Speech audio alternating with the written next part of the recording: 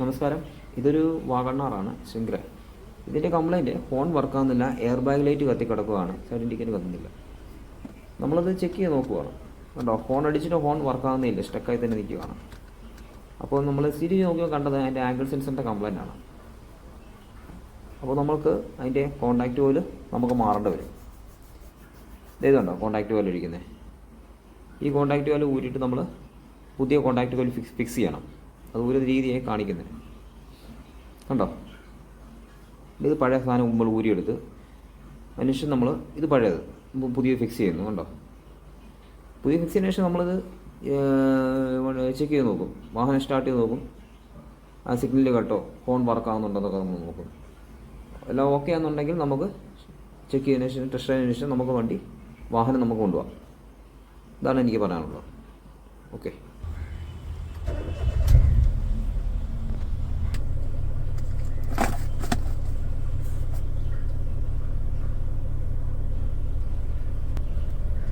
Beep, beep, beep.